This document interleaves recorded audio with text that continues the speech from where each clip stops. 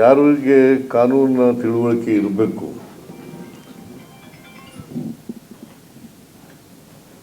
ಯಾರಿಗೆ ಈ ಸಮಾಜದಲ್ಲಿ ಕಾನೂನುಗಳ ಅರಿವು ಇನ್ನೊಬ್ಬರಿಗೆ ತಿಳಿಸಬೇಕು, ಅಂಥವರೇ ಮೂಢನಂಬಿಕೆಗಳನ್ನು ಪಾಲನೆ ಮಾಡ್ತಕ್ಕಂಥ ಕೆಲಸ ಮಾಡ್ತಾರೆ. ವಿದ್ಯಾವಂತರು ಕೂಡ ಮಾಡ್ತಾರೆ. ನಾನು ಭಾಳ ಸಾರಿ ನೋಡಿದ್ದೀನಿ, ನೀನು ಯಾಕಪ್ಪ ಈ ಥರ ಹೊಟ್ಟೆಗಿಟ್ಟಿಲ್ದೇನೆ, ಬಟ್ಟೆ ಇಲ್ಲದೇನೆ, ಅನಕ್ಷರಸ್ಥನಾಗಿ, ಸೂರಿಲ್ದೇನೆ ಇದೆಯಾ ಅಂತಂದರೆ, ನಾನು ಹಿಂದಿನ ಜನ್ಮದಲ್ಲಿ ಪಾಪ ಮಾಡಿಬಿಟ್ಟಿದ್ದೆ. ಪಾಪದ ಫಲ ನಾನು ಈ ಜನ್ಮದಲ್ಲಿ ಹಿಂಗೆ ಬಿಟ್ಬಿಟ್ಟಿದ್ದೀನಿ. ಇದು ನನಗೇನು ಗೊತ್ತಿಲ್ಲ. ನನಗೆ ಮೂಢನಂಬಿಕೆನ, ನನ್ನ ಪ್ರಕಾರ ಮೂಢನಂಬಿಕೆ ಇದು, ಮೌಢ್ಯ. ಆದರೆ ವಿದ್ಯಾವಂತರು ಇದನ್ನೆಲ್ಲ ಪಾಲನೆ ಮಾಡ್ತಾರೆ. ಆಮೇಲೆ ನಮ್ಮ ಸಂವಿಧಾನ ಏನು ಹೇಳ್ತದೆ, ಜಾತಿ ವ್ಯವಸ್ಥೆ ಹೋಗಬೇಕು, ವರ್ಗ ವ್ಯವಸ್ಥೆ ಹೋಗಬೇಕು, ಎಲ್ಲರೂ ಮುಖ್ಯವಾಗಿ ನಿಮಗೆ ಬರಬೇಕು, ಸಮಾಜ ನಿರ್ಮಾಣ ಆಗಬೇಕು, ಇನ್ನೊಂದು ಧರ್ಮದ ಸಹಿಷ್ಣುತೆ ಬೆಳೆಸ್ಕೊಳ್ತಕ್ಕಂಥದ್ದು ಇರಬೇಕು, ಸಹಬಾಳ್ವೆ ಇರಬೇಕು ಅಂತ ಹೇಳ್ತದೆ. ಇದಕ್ಕೆ ವಿರುದ್ಧವಾಗಿ ಮಾಡೋದು ಎಲ್ಲ. ಭಾಳ ಜನ, ಎಲ್ಲರೂ ಅಲ್ಲ, ಕೆಲವರು ಇದಕ್ಕೆ ವಿರುದ್ಧವಾಗಿ ಮಾಡ್ತಾರೆ. ಮತ್ತು ನಾವು ಕಾನೂನು ಮಾಡಿ ಏನು ಪ್ರಯೋಜನ? ಈಗ ಸಹಿಷ್ಣುತೆ, ಸಹಬಾಳ್ವೆ, ಸಹಿಷ್ಣುತೆ, ಸಹಬಾಳ್ವೆ, ಇದು ನಮ್ಮ ಸಂವಿಧಾನದ ಮೂಲ ತತ್ವ. ಆ ಸಹಿಷ್ಣುತೆ ಇಲ್ಲವೇ ಇಲ್ಲ. ವಿದ್ಯಾವಂತರು, ಡಾಕ್ಟರೇಟ್ ಪ್ರತಿಭೆ ಪಡ್ಕೊಂಡಿರತಕ್ಕಂಥವ್ರು, ಅವರು ಪಾಲನೆ ಮಾಡ್ತಾರೆ. ಸಹಿಷ್ಣುತೆಯೂ ಇಲ್ಲ, ಸಹಬಾಳ್ವೆನೂ ಇಲ್ಲ.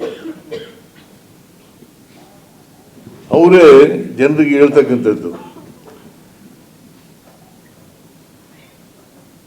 ದ್ವೇಷ ಹುಟ್ಟಾಗ್ತಕ್ಕಂಥ ಮಾತುಗಳನ್ನು ಆಡೋದು, ಸಮಾಜದಲ್ಲಿ ಸಮಾಜವನ್ನು ಒಡಿತಕ್ಕಂಥ ಮಾತುಗಳನ್ನು ಆಡ್ತಕ್ಕಂಥದ್ದು. ಇವು ಬಿಡದೆ ಹೋದರೆ ಎಷ್ಟೇ ಕಾನೂನುಗಳು ಎಷ್ಟೇ ಮಾಡಿದ್ರು ಕೂಡ ಪ್ರಯೋಜನ ಆಗಲ್ಲ. ಸಮಾಜದಲ್ಲಿ ಬದಲಾವಣೆ ಮಾಡಬೇಕಲ್ಲಪ್ಪ. ಬಸವಣ್ಣ ಯಾವ ಕಾಲದಲ್ಲಿ ಹೇಳಿದ್ದು? 12ನೇ ಶತಮಾನದಲ್ಲಿ. ಹೋಗಿದೆಯಾ? ಜಾತಿ ಹೋಗೇ ಇಲ್ಲ. ಇವನಾರವ ಅಂತ ಅಂದ್ಬೇಡಪ್ಪ, ಇವ ನಮ್ಮವ ಅಂತ ಹೇಳಯ್ಯ ಅಂತ ಹೇಳಿದ್ರು.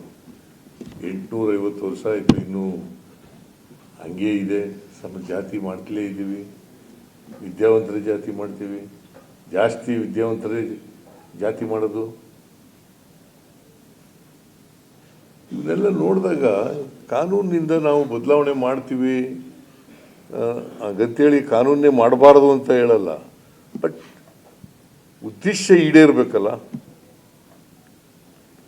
ಸಫಲ ಆಗಬೇಕಲ್ಲ. ಈಗ H.K. ಪಾಟೀಲರ ನೇತೃತ್ವದಲ್ಲಿ 100 ಕಾನೂನುಗಳು ಮಾಡಿದ್ದೀವಿ. ಒಂದೇ ಸಾರಿ ಕಳೆದ ಅಸೆಂಬ್ಲಿನಲ್ಲಿ 39 ಕಾನೂನುಗಳು ಮಾಡೋದು. ಅವೆಲ್ಲ ಯಾಕೆ ಮಾಡೋದು ಅಂತಂದರೆ, ಸಮಸ್ಯೆಗಳನ್ನು ಪರಿಹರಿಸಲಿಕ್ಕೋಸ್ಕರ ಮಾಡಿದ್ದಂಥ ಕಾನೂನುಗಳು. ಆ ಸಮಸ್ಯೆಗಳು ಪರಿಹಾರ ಆಗದೇನೆ ಹಾಗೆ ಉಳ್ಕೊಂಡ್ರೆ ಕಾನೂನು ಮಾಡೋದಕ್ಕೆ ಏನು ಪ್ರಯೋಜನ ಆಗ್ತದೆ? ಇದನ್ನು ಗಂಭೀರವಾಗಿ ನಾವೆಲ್ಲರೂ ಕೂಡ ಯೋಚನೆ ಮಾಡಬೇಕು. ಇಲ್ಲದೆ ಹೋದರೆ ಪ್ರಯೋಜನ ಆಗೋದಿಲ್ಲ. ಕಾನೂನುಗಳು ಮಾಡ್ತೀವಿ. ಈಗ ನಾವೇ ಕಾನೂನು ಮಾಡ್ಕೊಂಡಿದ್ದೀವಿ. ಏನಂತ ಅಂತಂದರೆ 60 ದಿನ, ಕನಿಷ್ಠ 60 ದಿನ ಅಸೆಂಬ್ಲಿ ನಡೆಸ್ತೀವಿ ಅಲ್ವೇನಪ್ಪ ಹೊರಟಿಯವರೇ? 60 ದಿನ ಕಾನೂನು ಮಾಡಿಸ್ತೀವಿ. ನಾವು 60 ದಿನ ನಡೆಸೋದೇ ಇಲ್ಲ.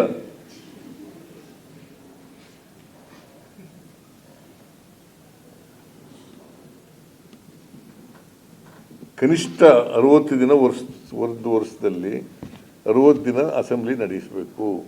ಕಾನೂನು ಮಾಡ್ಕೊಂಡಿದ್ದೀವಿ, ಆ ಕಾನೂನು ಜಾರಿ ಆಗ್ತಾನೇ ಇಲ್ಲ. ಅದಕ್ಕೆ ಯಾರನ್ನು ಹೊಣೆ ಮಾಡಬೇಕು? ನಾನು ಸೇರಿ ಹೊಣೆಗಾರ. ಅದಕ್ಕೆ